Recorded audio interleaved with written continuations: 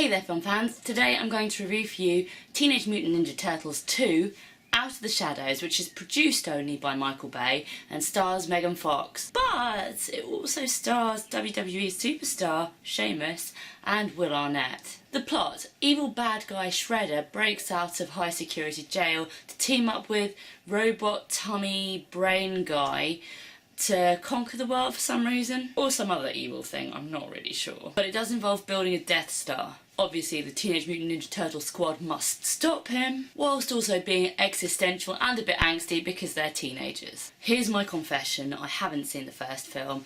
Until I started making this video channel, I actually used to choose films I wanted to see at the cinema, whereas now I kind of feel I should see some I'm not so bothered about, just to give it a bit of balance. Why didn't I want to see this? Well, I'm not a teenage boy, although apparently, based on reviews of the first one, which is supposedly worse, men of all ages might have found something to appreciate from Megan Fox's part.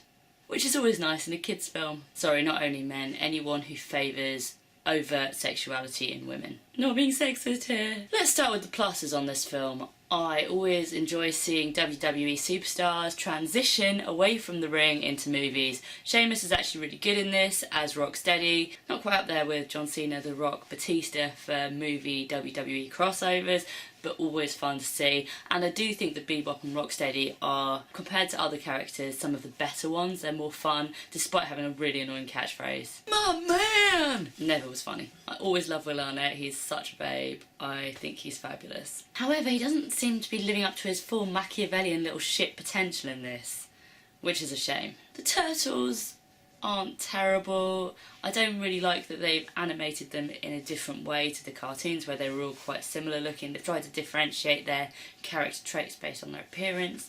I kind of prefer the look of the old live action movie because it felt more cartoony. And I think that was just people in rubber suits. Right, let's get on stuff that really pisses me off. So, Megan Fox. I just don't understand how they've kind of totally scrapped April and just stuck in Megan Fox Barbie doll. She was quite an important character in the cartoon series, being the kind of bridge between the sewers and the real world. And they're just stuck in a pouting Megan Fox. It's, you know, she's not got to wear the yellow boiler suit, she's not got to have the red hair. Like, as demonstrated early in the movie, she can quite easily pull off good wigs. But yeah, there's a scene, the first scene you see of her involves her stripping from one costume to another. There's a really dodgy transition where she's wearing a skirt 1 minute and then wearing another one the next without them showing that. That's a bit weird. Obviously the hardest item to swap quickly. But anyway, for no apparent reason, there's no real logic behind it, she has to dress as a schoolgirl with a little crop top thing, which is just obviously in there. And that's pretty much the most noticeable thing she does. She's really surplus to demands in this. There's no real need for her, except for to attract the pervy audience, I guess. Which seems really odd in a kids' film, because her whole acting shtick is just... there's no acting. Also, I'm not really following this terribly closely, but in my understanding, her and Michael Bay had a little fallout after Transformers, so I'm not quite sure how they patched that one up, although I guess he is only the producer, despite the fact that his marks are all over this film. Other irritating characters anyway, so we've got this mad scientist character who is just nonsensical and really frustrating, really irritating. There's also this cop that's added in, I think it's called Casey, that he's meant to be the love interest for Megan Fox, which is just... he's awful. Really, like, badly scripted, badly acting, really hard to find anything. He doesn't... I mean, he makes the rest of it look really good. Just so bad. Also, this tummy robot brain thing, Krang, which is the big baddie, which is apparently a classic Turtles baddie that I don't remember. The voice is... I know it's meant to be a kids' film, but it's like Yoda gone wrong. And feels really strange. But yeah, you do get these odd moments where it's like, this is a kids' film, but it's kind of not. If the kids in my audience were anything to judge by, they were losing their minds from boredom. They were rioting in the aisles, didn't seem to be engaged at all. There's a bit that I find a bit cringy where the newly created warthog Bebop looks down his trousers and notices that he's got a very pleasingly large member. and that's a joke that's appropriate for children. But then I have to tell myself, remember how Ghostbusters has loads of inappropriate material in it that completely went over my head as a child. There's loads. Back to the Future's premise is basically trying to avoid incest with your own mum, so maybe I should let this one slide. The actual first half hour of it is just these little skits that feel as though they're just ticking little boxes. They have no depth, they just gloss over it. We have to get them to this place to do this thing, to do this thing. There's this bit where Mikey, who's like the crazy one, comes up into the Halloween parade, which is in the trailer.